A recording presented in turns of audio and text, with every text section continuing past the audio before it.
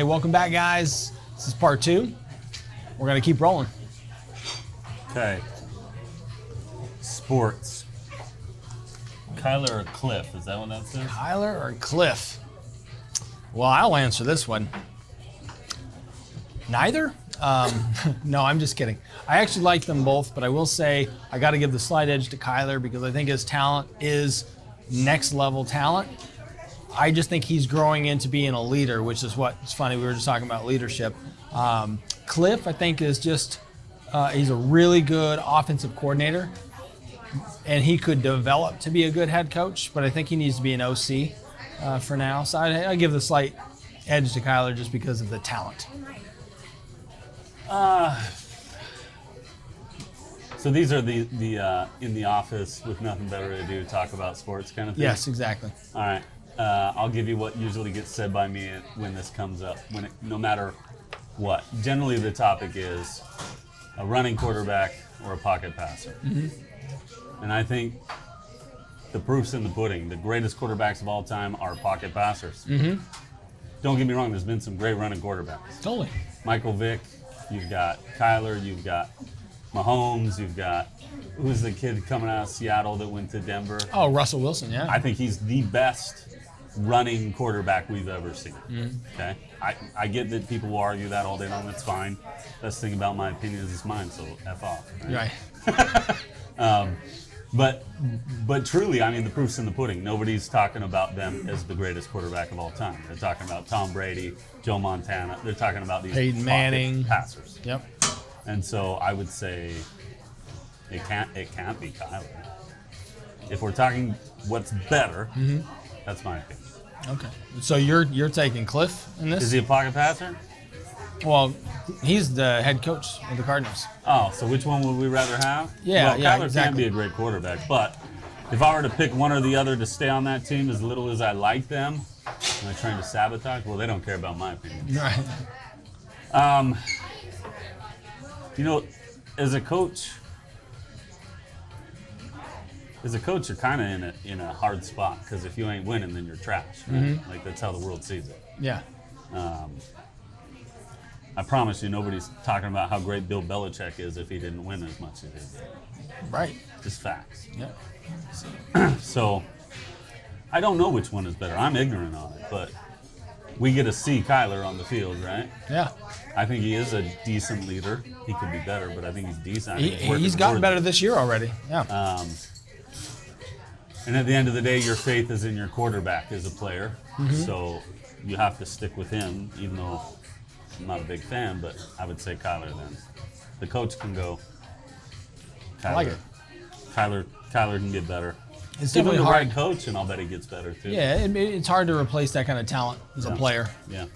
Right. I think there's a bucket over there that's got the rest of our questions. Sure. Oh yeah, there's a ton in here. Perfect. Let's see what this one is.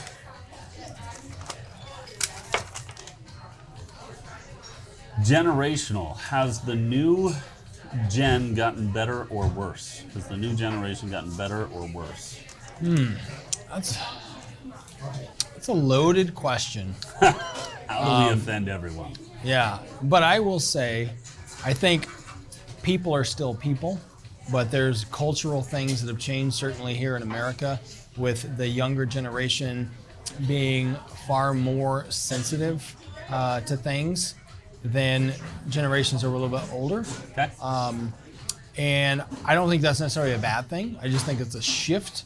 And I would say a lot of that is just they haven't been through life yet enough to start to form their true values or opinions, how they do that, not to be offended about things. Okay. So I think it's just I think every generation goes through that. Like, oh man, this generation's worse. They've probably been saying that since the 50s. Oh, this generation, or even further back.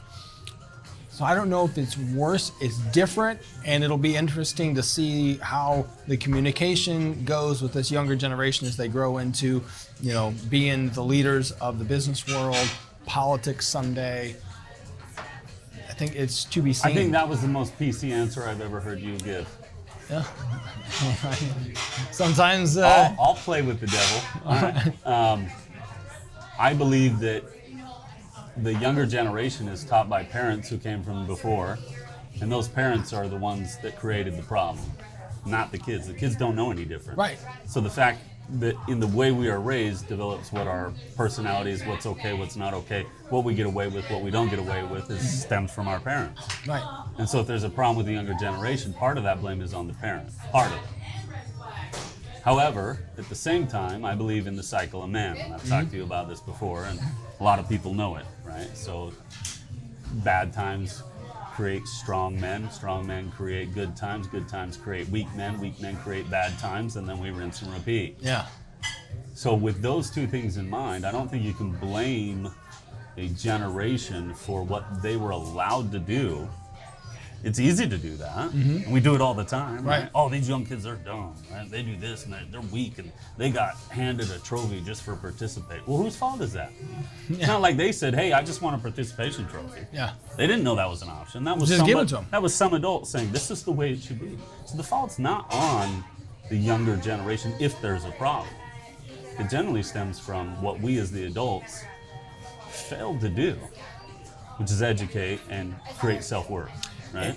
And isn't it interesting too, like, because you were talking about the cycles of it, Yeah. that the things that, let's just say our parents, because we're about the same age, our parents didn't like about their parents, they try to go a different direction, Yeah. which is what shifts the entire culture Right. around to what you're So saying. you think about coming out of the Great Depression and at a young age having jobs and working at 8, 9, 10 years old in the hops fields, picking whatever, right? Yeah, that was a requirement. Had to be done. Right. And now it's not. So of course there's going to be differences. Of course there's not going to be as hard of a work ethic. Of course, additionally, think about the absorbent amount of money and the way it's thrown around in our nation at this time, right? Like we literally were given stimulus checks. Hey, just thanks for being here. Right. Thanks for being on the planet Go and living spend in this money. Yeah. I don't know about your employees, but mine, it was hard to get people to come to work because it was easier to get it from the government and just go spend that. I think my company's a little It is little slightly different because the demographics different like, because of the almost education everybody, level. everybody who works for me is like college educated. Yeah. And Working mine for a is- non-college educated dude. And, which is and my funny. populace of employees stems from Walmart and McDonald's and like trying to figure it out, right? Or the older crowd, which is, hey, I've kind of done my part. I just need something to supplement income, right? And then you have this small handful that are like, I'm going to be Paul Blart. Okay, cool. Right. Go do you, bro. Which obviously we try to train out of them, but some people are these career guards, right? Security guards, and they want to, this is who I am, and they own a Crown Vic, like personally own a Crown Vic with a light bar. Yeah. I can't understand that guy. I appreciate that guy, but I can't understand. Right. But when you're talking about from a generational standpoint, better or worse, a big piece of that is the parents. A big piece. Granted, they don't take all the accountability, but a big piece of it is us learning what we can and can't get away with. That's how we go through life. Right. Right? This is how all relationships are built, is we're always testing the boundaries of what we can and can't They're do. always pushing the envelope, right? Yeah. They're always, pushing the envelope to see what they can get away with. But when one generation as a whole and the parents allow more, Yeah. well then you're right. My father would always tell me growing up, my job, Corey, is to teach you right from wrong. And once I've done that, I've done my part as a parent. Yeah. And then I will love you no matter what because you're my blood. I don't have to like you, but I will love you. You choose. Right? So, and not that that's the perfect way to raise a kid. It worked for me, right? That ain't gonna work with my two little ones. Those ones don't give a crap right now. They don't care about any of that. They just want what they want right now. And we have a choice.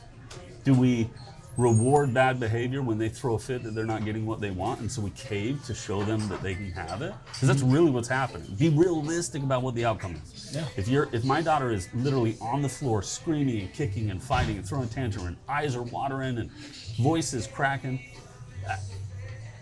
if I cave, what did she just learn? That if she does that again, she'll get what she wants, and it sets a precedence. That's right. And when you set precedence with kids Oh, that here we are go. not going to take them down the right Yeah. path, ooh, it's tough. And as much as that seems like it might be the right thing, and I'm not saying it's wrong if you've ever done that. What I'm suggesting is if that's occurring at 6, 7, 8 years old, what happens when they're 15, 16, and 17? No. Now, how do you reel it back? You can't. You can't reel it in. No. And so generationally, I think we stemmed from a weak parental unit, in a sense, where it was more, I'm your friend than your parent. And as a byproduct, we see this, what a lot of people would say is an entitled generation saying, well, of course, yeah, I've worked here 2 weeks. Why wouldn't I get a raise? Right. Because I'm not your mom. Yeah. That's why. Because you didn't do shit. That's why. Yeah. And Because coming to work is not enough to get a raise. That's called doing your job. Yeah. Right. Right? Yeah. Yeah. Hey, I showed up 3 weeks in a row. Can you give me a little bump? You want? Yeah, I can pat you on the back. No, and that's go, how way life to works. go, buddy. Yeah. You know, it just. So you can't blame it on them. They were taught that because they don't just come out of the womb that way. We don't come out of the womb going, okay, this is how we are. So We're a product of our environment. To answer this question, though, if I'm hearing you right, then you are saying that this generation is probably worse than the last, but not necessarily due to their own fault. It's more to the raising. Yeah, I think that's. Yeah, pretty much it. I think that. I think as a parental society, for the generation that we're looking at now, so anywhere from 18 to 24, that there was a different parental attitude in the homes nationwide. I can't speak for the world, but here in America, for the places I've been, it seems to be that it was kind of more of a, hey, I'm more your friend, and I just want it to be that we're all happy. Yeah. Versus when I grew up and you grew up, which was, I don't give a shit if you're happy, boy. Yeah. Get your ass to work. Right. Get your ass to school. This right? needs to be done. Needs to be done now. That's right. Yeah. Yeah. And you know, nowadays you got kids suing their parents. You got kids divorcing their parents at young ages. You've got, I mean, the subject matter goes on just what I would call craziness, right? But who am I? Yeah. Well, I will say, like, there's this philosophy that, you know, kids know what's best for them and all this kind of stuff. No, they're kids. Like, when we were kids, we had all kinds of dumb shit come through our head and do all kinds of things. Because, again, we were trying to figure out what we get away with. And you don't know until you're reprimanded that, oh, yeah, this is what this leads to. When you're doing it in the moment, it's great. But this is what this leads to. And when you're not put in the path and given parameters, how can you, you know, be the best? So, love it. Well, and then you look at that, you know, generationally, right? So you go back to your grandparents, looking at the way your parents were raised. And I promise you it was much stricter than you were raised. Yeah. And then you look at the way your parents raised you, and it's not as strict as what they had, but still strict. And now you look at the way you raise your kids, and it's not as strict as what they had. And it's all because when we have kids, we say the same thing. Well, I'm not going to be my father. Maybe Dad wasn't so wrong on a few things. Right. Well, I'll tell you, my dad always had this great balance of, like, being a friend when I needed it, but also laying the smack down when he needed to. Yeah. Which is awesome. Yeah. But like my grandfather, I mean, he grew up on a farm, and he started working on the farm when, if I remember correctly, when he was 5 years old, doing little tasks. And he worked on the farm until he was 18. Yeah. He was pulled out of high school many, many times because you got to work today. That's right. This is in Oklahoma. Yeah. And like that's what he grew up with. And he's he's turning 90. I'm sorry, he's turning 90 in February. So, you know, this goes back, you know, quite some time. You know, I guess 1930 or so is when he was born. But that was just the mindset at the time. You do whatever you have to do, and it's okay. He's told me stories about plowing fields at 12, 13 years old, going up and down, all this kind of stuff, from the daylight to dusk. Yeah. And then you go and you have supper and you sleep because you can't do anything else. And like that's not something that I experienced. However, my dad, like when he had me young at 19. So he went to work for a mine. He's like, dang, I got this kid now I got to provide for. And so he goes and works at the mine at Phelps Dodge. And the first job he had was shoveling rock. Yes. All freaking day. He had to have a core, man. Just and he did. And what was crazy is, you know, this I always admired about my dad, because he'd be like, cool, that dude's managing us shoveling rock. How do I get that guy's job? Yeah. And then he learned what he needed to do. White hard hats. And and he did. So he ended up getting that job. Yeah. And he's like, well, this still sucks. And he's like, what else can I do? And they had this apprenticeship program, which basically you take a gigantic pay cut, but it taught him how to be an engineer. Right. And he was like, whatever, I'm going to take the pay cut for a couple of years. Did it, became an engineer there. And then he got hired up, and he had a pretty flourishing career as an engineer. Right. But it's like, he had to grit Yeah. shoveling rock to do that. I never really had to do anything like that. So I think that too passes down to how you're raised, of what they've experienced, what they've had to do. Yeah. So awesome. That was a good one. I like that one. That was a goodie. Thank you. You're like a Vanna White. It's amazing. Oh, we have had this discussion before. All right. Michael Jordan or LeBron James is the best NBA player. Oh, I'm gonna let you go first on this one. That's easy. I grew up with Mike. I watched Mike. I'm telling you, hands down. Yeah. Because I've also watched LeBron. I've Yeah. experienced LeBron as well. LeBron doesn't hold a candle. Not to say he's not great. But obviously the game is different. And if you get into the people that really know the sport, I know you know the sport, I know the sport. I get that there's differences in the way the game is played now. And we can call them advantages or disadvantages. I am telling you, the skill set that Michael Jordan had beats LeBron all day. The athleticism beats LeBron all day. LeBron is a physical specimen that is designed to go through and get to the rim, and that's where his greatest asset is. And you watch it day in and day out when he's on the court, that he goes through a defense and puts it in the rim. Well, But his shot isn't Mike's shot. He doesn't have that fadeaway. He doesn't have that turnaround jumper. He can hit a three from time to time. I wouldn't put the game on it. He's won a few with it, but not always. Mike, for anybody who's a sports fan, I'll look right in the camera. For anybody who's a sports fan, just pull up the statistics. There's a kid named Jimmy High Roller. He's on YouTube. Pull him up. You'll see LeBron versus Mike, and you will see that Mike beats LeBron statistically in every category, not just a little bit, drastically. And that's my 2 cents. Argue that. Well, I can't. I agree a lot. I will say, so yeah, LeBron is a physical specimen, so he plays a different game. Different game. And he's also an inch taller than Michael. Yep. So like he doesn't really need the fadeaway. He didn't need some of those tools that Jordan had to develop. Right. And because of that, and also Jordan was probably maybe the most athletic human being outside of, I'd put Roger Federer right in that same category, because the athleticism is just incredible. LeBron has great athleticism, but not to that same level. But then the leadership aspect. Oh, there you go. Michael Jordan is a better leader. You know, and that's Period. a great point, because I feel like LeBron has grown into a leadership role, and Mike from day one coming into that early Bulls team had to start stepping up and saying, I will be the leader. Yep. And he started to take that on early. And I think it was a much longer process for LeBron to get there. And he is a good leader. Let's not confuse that. He is. He's got a great track record, and he has a desire to win. 5 championships, you know? It's not like he hasn't won. This is not a knock on LeBron. He's Right. fantastic. But if we're really, you're going to press me. Come on, man. I think It's Michael. I don't even think it's a conversation. I'm not even being a homer. It's Michael. And honestly, from a leadership aspect, I would put Kobe Bryant. So Michael, Kobe, and then LeBron. Yeah. Physically gifted and better, it would be Michael, LeBron, Kobe. Yeah. But Kobe's got to be throwing that. So Well, that you know, situation. so I grew up. I was an AI fan. Allen Iverson. So I could have been a Mike fan. I wasn't a Mike fan as a kid. I was an AI fan as a kid, because I could relate to that. I wasn't 6 foot something. Right. Even though AI is pretty tall compared to me.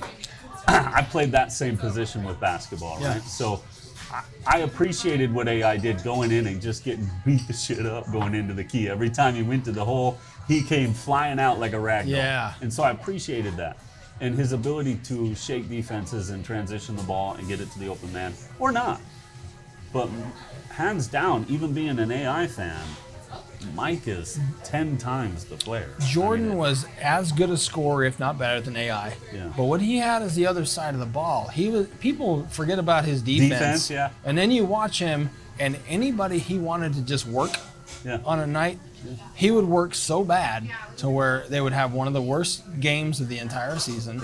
Because that was my intention. That's what I'm gonna do. That's what Kobe can do too. LeBron, to a degree, he's a good defender, but he's not at that level. But AI didn't play the greatest defense. He wasn't terrible. He didn't. But he was who I associated with. Oh man, I'll never forget his little. So his dribble to where he turns around, he throws it this way, and then he catches it with his left hand while he's spinning. Oh man, we used to do that at the park growing up all the time. He was something else. But Mike. over LeBron for me. Wow, what we got next? Let's see.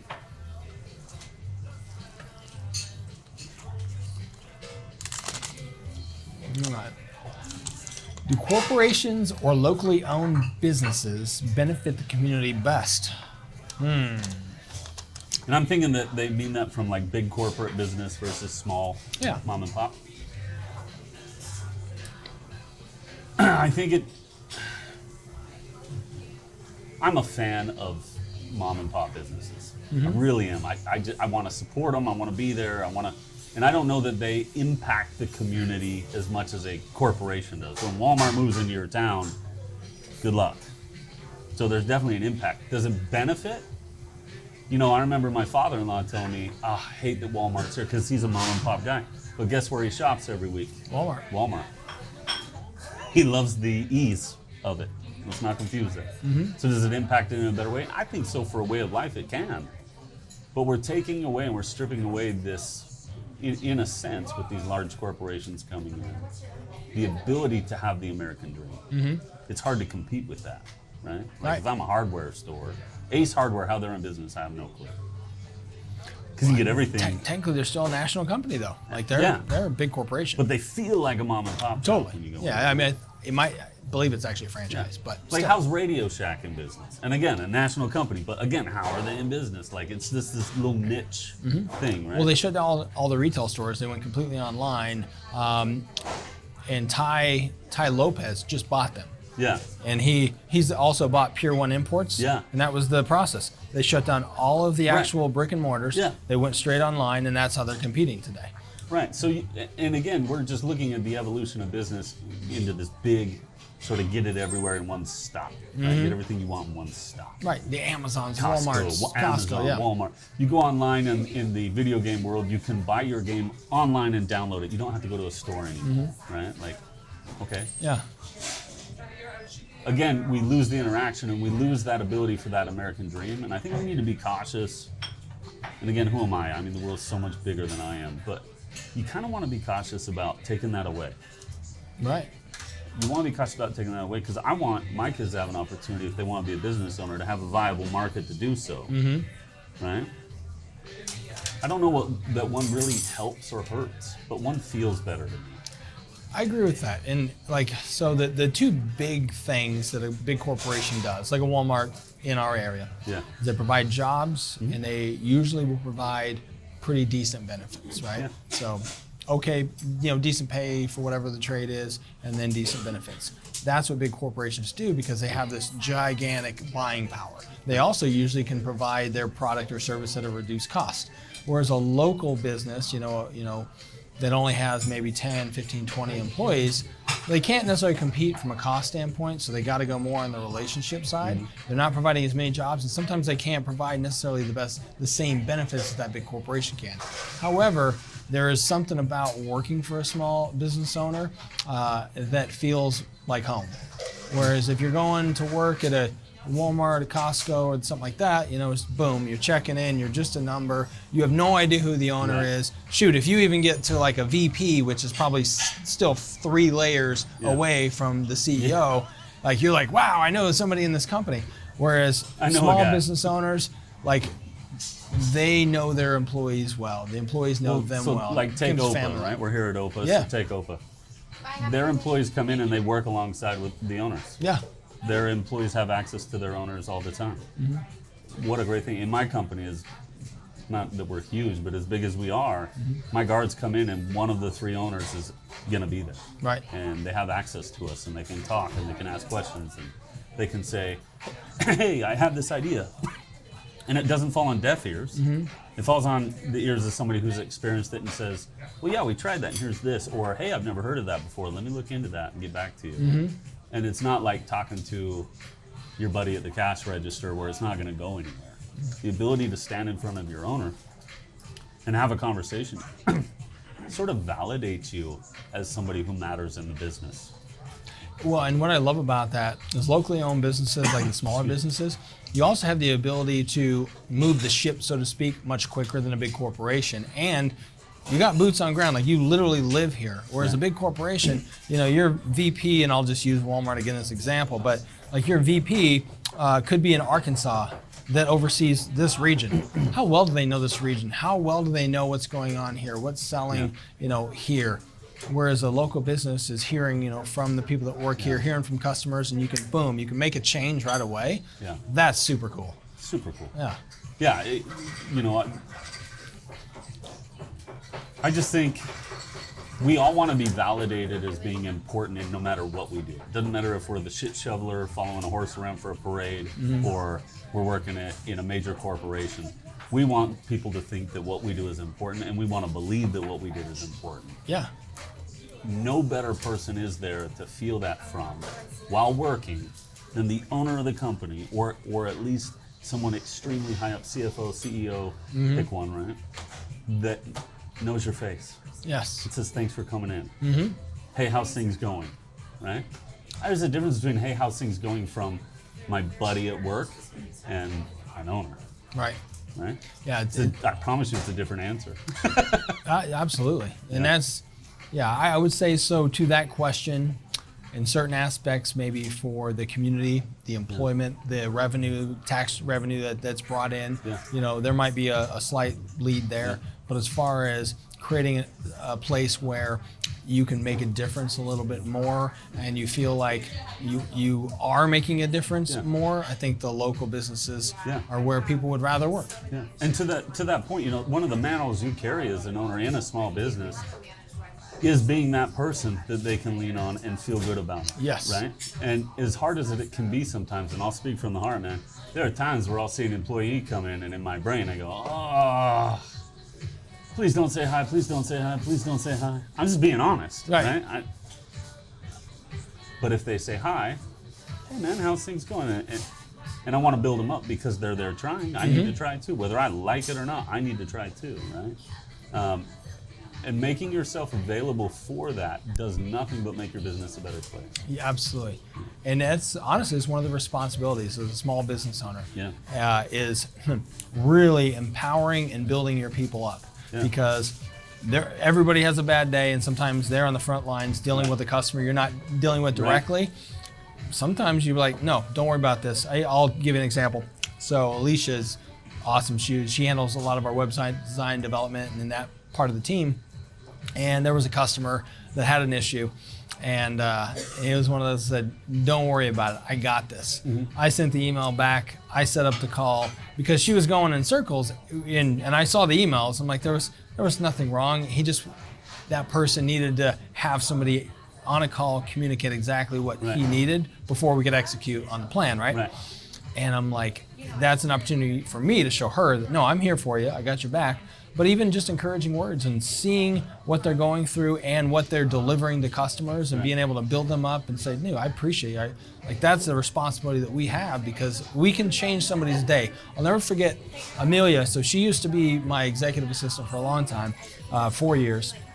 And one thing she told me one day, and it never dawned on me, she says, when you own a small business, a lot of times you are part of the conversations of your employees and the people at the dinner table at their house. You're not present, you're not there, they're talking about you. They're talking about the experience that they have at work. And when she said that, it consciously made me think, like, how can I make sure to have a majority of really positive conversations on the topic of us, or specifically me and the company? And it resonated, and I try to do that. I'm sure, I know you try to do that. And I talk a lot about, with my employees, I say I'm broken. I provide the means for you to put bread on your table. And so in my broken brain, I break bread with you and your family every time you sit down to dinner. I know I'm not physically there, but for me, I'm there. Yeah. And so I protect you guys. I want to do what's best for you guys. I'm not going to disrupt how a company should run for you just because you have a whim or something of that nature. But I'm consciously thinking about you guys all the time. I mean, I don't know about you, but it's overwhelming. I have a lot of employees, and one of them goes out, and I'm constantly in and out of court. I'm doing depositions, I'm doing this, and they're either in my policy or out of my policy, and how does that affect everybody else, and what's going to happen, and how do we manage this, how do we manage that? these guys are constantly on my mind. Right. And so if I get that interaction, just them coming in because they didn't set up direct deposit, they're picking up a paycheck. Yeah. Hey, how's it going? Good to see you, man. How's things going? Hey, how's the job? Is there anything I can help with? How do you feel like this is working? How do you feel like this is working? How are you doing at this? And I'll ask a bunch, even if it's a guy that I would never go hang out with. I break bread with him. Right. May as well give him my time. Yep. At Let's the go. end, I love it. At the end of the day, you have an opportunity to make a positive impact in somebody that's in your employ, and when you can do that, as a business owner, I mean, it's one of the greatest things we can do. Come on. We got this. Oh. Best sitcom show. Best Best. sitcom The show. best. If you say Frasier, I'm going to laugh you out of here. I actually do like Frasier. I actually do like Frasier. What? I liked Frasier as well, but if that's the best, come on. No, it's funny. I was talking to Angie because I actually did see this Yeah. particular question. And the first thing that came to my mind was Seinfeld. But then I thought to myself, was that really my favorite, or was it because of a period of time in my life when I was watching that show? Because there's a lot of great series, but that's one I can watch over and over. Yeah. And I did with my dad. Like Yeah. that was like one of our things at Yeah. night. We'd watch an episode of Seinfeld, and then we go to bed like at 8:30 every night. So I think nostalgically, that's kind of plays into my decision there. But the best series made, in my opinion, was Breaking Bad. Oh. Is that a sitcom? No, that's not a sitcom. not a sitcom. No, okay. It's a show. Whatever. So it's not a sitcom. Sitcom, then yeah. We'll transfer to that. Let's stick with sitcom, and then we'll transfer to the best. Yeah, best. that's made. So okay, Okay. but sitcom. I stopped watching TV So it's Frasier for for like you. a Oh, no, 10-year it's period of Seinfeld. time. It's Seinfeld. It's Seinfeld. Seinfeld. And then it's Frasier, All right. and then it's Friends. So I grew up not with a lot of TV, so I got to experience these a little later in life. I came to the game a little bit later, right? Seinfeld is fantastic. Frasier is fantastic. I really enjoyed Frasier. I really did. But here recently, there was a show that came out called The Office. And I'm Yeah. sure a lot of people have watched it. Yep. And I would say that one beat them out, just simply because I could relate a little bit more to it, because I was older now, and I could relate to it a little bit more. And you know, Niles is probably one of the greatest characters ever on Frasier. Yes. In my opinion. However, I don't know that you can beat The Office. It's pretty dang good. Every character played such a cool role, Yeah. and making that ensemble feel like an actual workplace. I mean, I have moments that I talk about that are best parts of The Office that are no audio, meaning just someone doing something. What's the funniest? Have you ever seen the part where where Michael's in the break room and he's putting sugar in his Diet Coke? No. He's putting sugar in his Diet Coke, and to me, that is some of the best comedy ever. Yeah. And I know that means nothing to anyone else, but Yeah. for me, it just cracks me up because of the character and how well the actor played the character, and just the whole embodiment of who that character was. Yeah. Was really brought out and fantastic. So I got to back my answer up. And I got no, I do. I I got spurred something. Let's go. yeah. I have Cheers.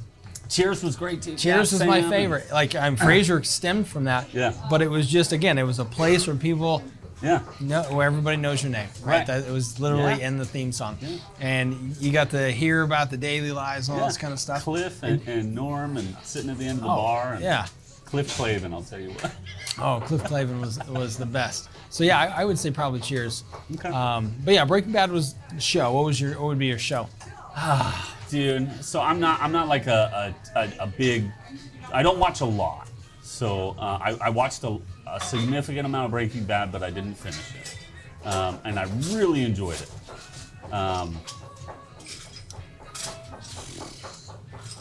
Yeah, I'm ignorant on this because I've never really sat down and made it through a bunch of them. Yeah, Suits would be another one I'd throw in there. Yeah, I didn't watch that at all. It's a good one. I don't know, for a drama anyway. Like, Yeah. and it was clean. It was on USA. Yeah. It wasn't. I watched Vikings. I don't know if Okay. anybody else watched Vikings. I have not. So that one kind of had me for a while. I was all in with like Ragnar Lothbrok. I was like, that's my guy right there. Mm-hmm. Like, I get that dude. I will wreck the world. Let's go. Yeah. Right? It's beautiful. But again, one that I didn't finish. So I don't know. Yeah. I'm like that. Like I don't finish a lot of stuff. And in fact, my wife's sitting right there, and she will tell you that I literally fall asleep a lot of times halfway through an episode. You know, but like there's just that thing to kind of keep you going for a few minutes. Wake up and it's on. Yeah. I'm like, oh, hey. 6 episodes later. Yeah. I'm never going to rewatch those. Does she stay attentive through the show? For the most part. She's much better at that than I am. Yeah, she is. Yeah. We'll give it that. Awesome. You got what, 2 more? Is the true crime community desensitized to violence? Do they... I'm sorry, man. I'm having a hard time reading that. Go ahead. Is the true crime community desensitized to violence? Do they harm ongoing investigations? I've got no point of reference to help in this question. That's got to be you. Well, let's and whoever wrote this, I'm sorry, but we're going to disassociate slightly, but we'll stay in the same vein. So, as we are exposed to violence, is it a negative thing or a positive thing? And can it be both? And then... Can it desensitize people to absolutely being right? callous? Like the news, that we see all this negative stuff or crimes and all this stuff. Yeah. So I would go out in the field for many years in a uniform, and sometimes it was just an everyday security guard life, right? Like just, hi, how are you? And really nothing happened. And then there were times where it was drastically polarly different. So polarized to that environment, where it was chaos and carnage. And in order to protect your sensibilities and your view of the world, because we don't want to we're the protagonist in our own story, right? So we want to keep a certain sense about ourselves. I think you put up walls, but you do get desensitized as you get constant exposure to something, that it becomes okay, right? I mean, think about shock culture, right? Like what was the big one with Johnny Knoxville? What was that called? Oh, Jackass? Jackass. First Jackass ever, everybody raved about. And as they kept going, then it filtered into the few fans that enjoyed, not few, there were still tons. Yeah. But they lost me. Right. Because the shock was over.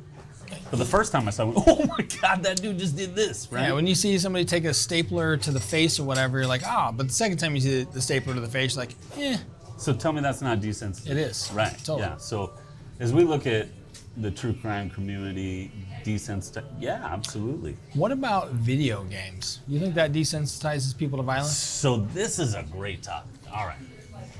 We're getting into my realm. Yeah. When I was a youth, my father bought me a Sega Genesis. Everybody else had a Game Boy. I got this Sega Genesis. I had that too, yeah. Okay. And the game I wanted was Mortal Kombat.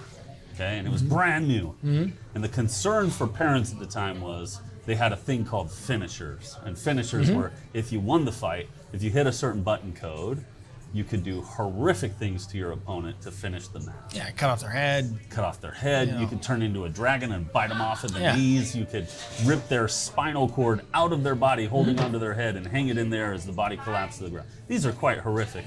And for a young child, that might be a little over the top, don't you think? Sure.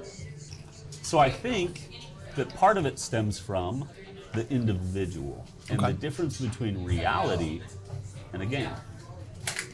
And as a parent, part of your responsibility is governing your child and understanding your child and knowing your child, which means you have to be involved on a daily basis. Right.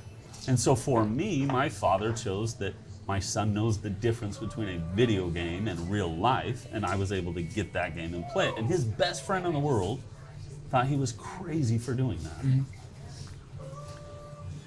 I don't know that he was right, but to this day, I don't have this desire to rip someone's head with their spine out of their body and watch their body fall to the floor and feel like that's going to be okay. Well, I think that game in particular was so overboard. Oh, it was at the time. It was like, oh my God, what is happening? But things like Grand Theft Auto, right? Yeah, and GTA. Granted, I've never actually even played it. Yeah. So, but Grand Theft Auto, Halo, these types of games that you see people playing that really get into it, that are not just a boom, one fight and it's over, but no, we're going to go on an adventure and we're going to take this down and we'll pick it up tomorrow and this could be like this ongoing thing. That is what I would like to see studies on. If that ever changes somebody's brain. There's been a lot of studies that we could probably find. I know there's been a lot with the gaming community and talking about moral and ethical and all those types of things. And again, I think it boils down to the difference between real life and not real life. And it depends on the individual. And if the individual feels like, hey, yeah, in Grand Theft Auto, I can pick up a hooker, have her do things for me, and then pay her when she gets out of the car, I can shoot her in the back of the head, take my money back. Is the problem that they're shooting them in the head? Is the problem that they're taking their money back? Is the problem that they're doing bad things with a hooker? Is the problem that they picked up? Which one is it? Or is it the whole experience? And then the reality question would be, do they really think that's okay? So are they playing the game because they are afraid to do it in real life, or because they know that you would never do this in real life, so why not just... Yeah, it's like you're an actor at that point in time. Yeah. It's fan, so then I would propose the ideology of, if you have a bad thought, should you be accountable for it? If you think, I want to punch that guy in the mouth, does that make you a bad human being? No, not until you do it. It's what we act upon that matters, right? Thank God, because if it's just our thoughts, I'm screwed. Can you imagine if everybody acted out on every thought that they had? Oh, dude, I would have, yeah, I'm toast. No, we'd all be dead by the time we were 10. I mean, that's it'd be just horrific. reality. Yeah, but it's our actions that define our relationship with society and our words to some extent, right? But a lot of times it's our actions. I can have a guy all day long tell me he's X, Y, and Z. And when shit hits the fan, if he's not, he's just not. You can say it all day long. Yeah, he doesn't become X, Y, and Z overnight. Like, yeah, you it's either not are or a you're not. Choice, right? You can train for it, you can hope for the best, but at the end of the day, right? Yep. So the words, yeah, they mean something, but only to a point. It's our actions, right? So a kid or an adult, doesn't matter which one, because in my brain it's still a person, right? Kid or adult. As they take on this experience that may be extremely graphic, if they're not prepared for it mentally, then absolutely there can be a problem there. But if they're mentally able to disassociate the two, tell me how it's any different than when someone is on TV and they see something on TV they shouldn't have saw. Right. Right? Like my daughter was exposed to The Walking Dead at 2 years old by the nanny we had at the time, and I was mortified. I get that my father was fine with me playing Mortal Kombat, but that's my daughter. How dare she be exposed to that? What are you doing in this household, right? Yep. And she was so upset because she talked about the zombies with the blood in their teeth. Yeah. That's what she would tell me, too. And so I had to have a conversation with the nanny, and I said, hey, you do recognize part of your priority for me. I pay you to prioritize protecting my daughter's exposure to things, right? Yes. That's a part of that, right? And we want to preserve her innocence as long as possible, right? Yeah. Well, why she tell me about zombies with blood in their teeth? Oh, my son, he's 14, he happened to have it on, and she came in the room. I completely understand. Can we make sure that doesn't happen again? Right? Is that going to make her a lifelong murderer and want to chop people up? No. I don't know. Probably not. I hope not. I guess. Yeah, She exactly. doesn't seem to be going that route ever since. She's 6 now, but again, it's if we are already exposed to something and we're managing it, what's wrong with that? And I'm sure there's plenty wrong with it. There's probably some right with it. Right? I don't think there's a fix-all answer or a solve-it-all answer, or one's right, one's wrong. I really believe it stems from the mental aptitude and capability of the human being experiencing it, and how they compartmentalize, or how they use, or how they... Totally. I think it comes to the values that they already have and how they filter that. And if you got strong values and you filter it through that, it doesn't make a difference. If maybe you don't have the same values because you're growing up, I think it can be filtered and maybe a little more gets through. Right. And it's good. I mean, really what they learned in Grand Theft Auto is if they pay for a hooker, they should get their money back. That's what they learned. Sounds horrible. Who would win a fight, Tyson or Ali? Oh. That's a tough one. I love that. So you and I both grew up watching Tyson. I don't know if you did, but I didn't see Ali fight other than on ESPN Classics and that kind of thing. Yep, that's where I saw it.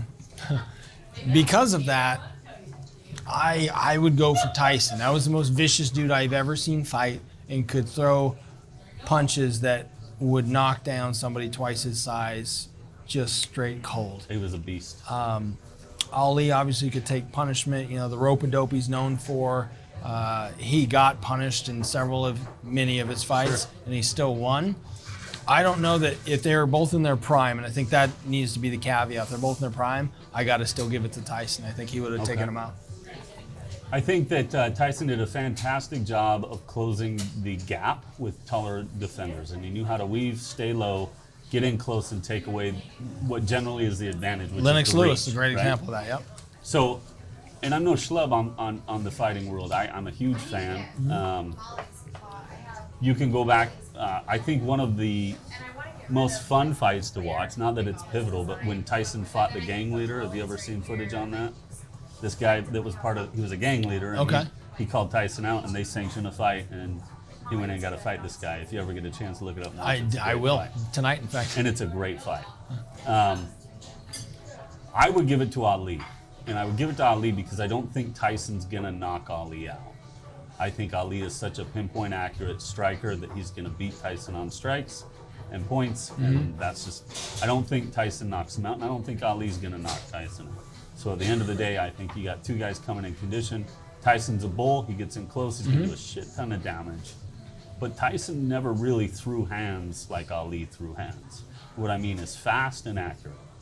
Doesn't mean he couldn't. It means he didn't consistently stay strike, right?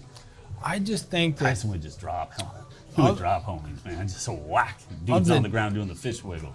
Of the two, I just think Tyson is going to be able to box and corner in Ali more than Ali can do that to Tyson, because Tyson was smaller. There's probably about a 4-inch difference in height, and he can maneuver around, and he's not going to get locked in. You go to them, and not that Ali really has a discussion about it at this point in his life, but Tyson has been commented, and there's accounts many times of Tyson saying Muhammad Ali was the greatest fighter of all time. Yeah. He's never admitted that he'd lose to him, but he'll tell you hands down, Muhammad Ali is the greatest fighter of all time. Not just his time, all time. There's something to be said if you're in that sport, and we know the ego that's associated with a fighter, right? Absolutely. For him to do that and always do that and never come back on that statement says something to him. And so that's part of where my answer comes from, is if he already thinks that. That's fair. Maybe. And it's not that I'm right, and it's not that you're right, it's that it's fun because we get to talk about it. Yeah, exactly. We'll never get to see it. But maybe AI will do it for us someday. So they've done stuff like that. Yeah, it's super cool. They put together programs based on statistics and how their fights have played out, and they put them together. And yeah, all that stuff's fun, but it's not reality. Reality has something to do with desire and heart and drive and anger and going that one more round. Yeah, absolutely. Shameless plug for the podcast. I love the plug. That was beautiful. I love the smile on your face, too. Every once in a while, I come up with something clever. Yeah, that was clever. That was real quick. But yeah, I mean, the untangibles are those things, right? That guy that gets up when we all know he shouldn't get up. Right. Right? But he still does. And he gets doesn't necessarily mean he wins. No, but he gets to the end of the round, and he gives him a chance. Like we see it in MMA all the time. All the time. And it's These like guys are toast, and they make it to the end of the round. And then they come now back. They have another chance. Here they go, right? And that's all they want. Like in that moment, it's like, I just want another chance. Yeah.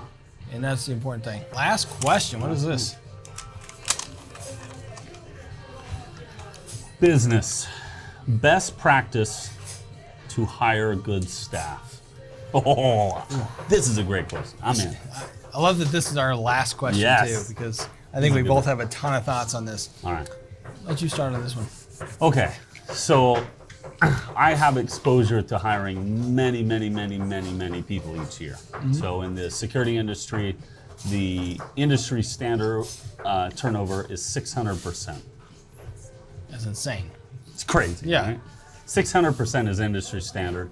Our company runs at 200%, so we're very proud about that, but it's still shitty numbers, right? Which means I'm exposed to a lot of new people walking in my doors all the time. And in all the thousands of interviews I've done, and hirings and not hirings that I've chosen to do, I've kind of boiled down into a couple simple sort of categories. Number one, they know they're coming for an interview, which means this is the best version of them you're going to get. That's a good point. Yes. Truly. Yeah. So if they show up in a tank top and flip flops, this is the best version it does not get better than and this. it's going to go down 20% day one they start. Exactly. Yeah. So thanks for coming. I'm sorry, but the position's full. Or more PC would be, hey, thanks for applying. We'll let you know. Okay. So if they show up appropriately dressed, okay, cool. Now let's talk about verbiage, diction. Let's talk about their experiences, their job work, their job life, and how does it relate to what I want. Right. So I don't just ask like, what did you do? Oh, I worked at FedEx. What did you do there? I was a package guy. What does that mean? That means I would take packages and do this. Okay. Did you like the job or not like the job? I liked it. Why did you like it? And they have to think. I mean, come on. Like, who's really asking that? And they go, because I didn't get bugged. Nobody bugged me. I could put my headphones in, and well, then he's probably not going to be great at security, where you need to walk up and talk to people and interact and listen for problems and be attentive and aware. He just wants to zone out and do his thing. Right? So it's about qualifying. If we go to sales, right? It's about qualifying your employee. Yes. And knowing what you need and comparing what you have in front of you, will it match up? And so as an employee comes in, how do we find a good employee? Knowing what you need and asking enough questions to identify whether or not they have that or not. Yes. But never forget that when they walk in your door, that's the best version of them you're going to get. I love that. So for me, it comes down to three things: skill, personality, and culture, right? Love it. Do they have to have the skill to do their job? And I'll give you a very specific example, Yeah. right? So Regenerate IV, it's a company I run with my partners, and a lot of the hiring is done by my partner, John. And I've learned how he hires and why he hires the way he does, because he was taught by my partner, Eric. But he is more dog in a bone. This has to be answered the right way, and we got to have all these questions. Eric and I are more relational type of interviewers. Right. But do they have the skill? Can you do an IV efficiently? How many IVs do you do on a daily basis where you currently work? If they're like, oh, we do a couple IVs a week, like, nope. I need to hear, oh, I do it all day. I can do it in my sleep, that kind of thing. Sure. Awesome. What do you do when you hit a hard patient that the veins aren't just popping out? You know, where are your go-to spots? And I want to hear, boom, that they got a hand. They're going somewhere, they're in the AC, and they know. They know, exactly. It's not, well, I would try this. Yep, so the skill is there, right? But personality. It's a solo mission. You're going into somebody's house. You're going to be there an hour. Number one, it's got to be one shot, one kill. So boom, the skill's there. Number two, can you be there an hour and not have these people like, this is the boringest human being I've ever met? Or feel completely uncomfortable. Right. So how are they interacting with me? Hey, do you feel comfortable going into somebody's home that you don't know? And a lot of times, especially nurses, of course they do, because they're dealing with people all day long, and they got that like kind spirit about them and all this kind of stuff. But you get that going. And we asked some very specific questions I'll get to at the end of this. And then culture. Will this human being fit the culture of our company? Because our cultures, you know, we want the job to be done, but we're pretty loose, pretty relaxed. We like to have fun, do this kind of thing. But are they going to be able to joke around and have fun? Are they going to be flexible? Are they going to have those types of things that are intangibles? And once you go through that, I love what you say that the person that they are on day one is the best version of themselves you're ever going to see. Because it's true. And even with a lot of our nurses, I can think of several now that were as good on the interview as they have been in every day that they've worked. And I think that's probably a rarity. But going back to the hiring process, I remember John talking about we have to set the right expectations from the very beginning so that we don't have the churn that we can see. And he related it in a parable because he owns Burner Builder Fitness with my partner Eric and a couple of those, and they hire us very specifically. He says we need to make sure this is a traveling nurse position. We're going to keep you close to your proximity. However, if we need you to travel 25 or 30 minutes, you know, sometimes there's extra compensation, but are you willing to do that?